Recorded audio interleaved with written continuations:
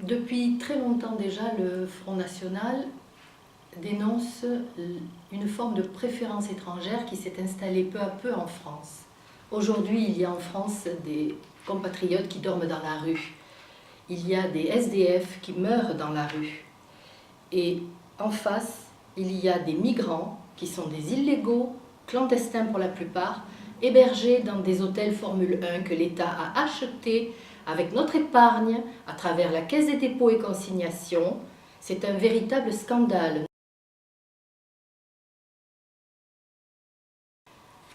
Si déjà nous savions que dans le domaine de la santé, dans le domaine des transports et des passes qui étaient procurées aux clandestins, migrants qui ont forcé nos frontières, qui sont entrés sur le territoire européen en forçant les frontières, nous savions qu'il y avait une certaine préférence qui était allouée au détriment de nos compatriotes qui, eux, ne bénéficient pas de titres de transport gratuits, qui, eux, ne bénéficient pas de soins de santé open, certains même ne pouvant même pas se soigner, certains même ne pouvant pas se financer une mutuelle, à tel point que des maires ont été obligés de souscrire des mutuelles communales pour aider certains de nos compatriotes.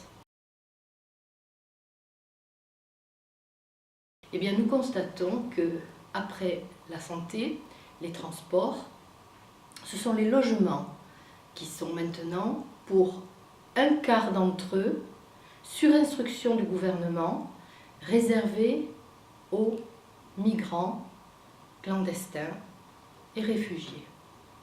Le Front National s'oppose à ces mesures qui sont une véritable discrimination pour nos compatriotes.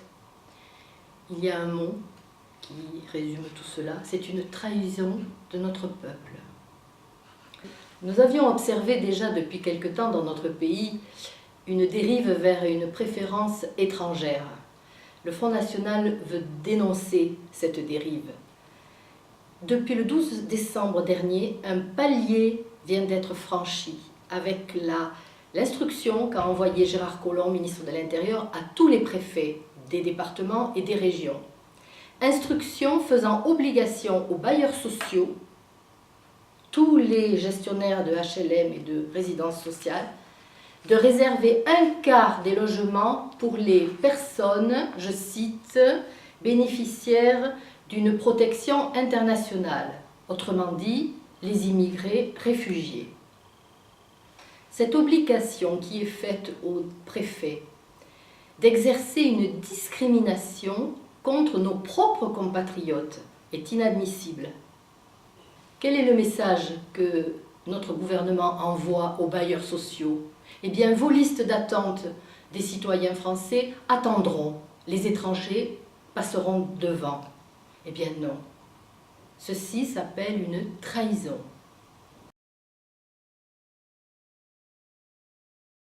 Nous nous battons pour nos compatriotes. Nous devons cesser de nous laisser intimider par des accusations de xénophobie ou de manque de charité. Défendre sa patrie, l'aimer, défendre ses enfants, sa famille, les citoyens d'un pays, ce n'est pas être xénophobe, c'est naturel. Ne nous laissons pas accuser de manque de charité. La charité, ça n'est pas cela. La charité, le plus grand saint de l'histoire de France, le géant de la charité, Saint Vincent de Paul, nous a indiqué que la charité ne devait pas être déréglée. Un autre très grand docteur de l'Église, saint Thomas d'Aquin, nous donne des repères, nous donne 4 balises concernant l'exercice de la charité. La charité doit être libre, juste, responsable et prudente. Est-ce que l'on est libre dans cette Union européenne qui veut imposer des quotas aux nations sans les consulter? Non. Est-ce que l'on est juste lorsqu'on s'occupe davantage de l'étranger, du clandestin, que de nos compatriotes? Non. Est-ce que l'on est responsable quand on accueille des gens qui sont entrés illégalement sans se préoccuper du jour d'après, de ce que l'on va pouvoir leur offrir, alors qu'il y a 6 millions de chômeurs et 9 millions de pauvres chez nous? Non. Et pour finir, est-ce que nous sommes prudents quand on sait que Daesh a menacé d'infiltrer les flux de migrants, de 4 000 à 5 000 djihadistes potentiels terroristes Sommes-nous prudents en exerçant une charité aussi déréglée? Non. Nous dénonçons cet état de fait, nous combattons cette dérive qui est animée de faux sentiments, qui trompe tout le monde au motif d'une charité qui est complètement dévoyée, qui est complètement déréglée, qui est instrumentalisée par les droits de l'homiste. Le Front National défend les Français, défend la priorité aux nationaux.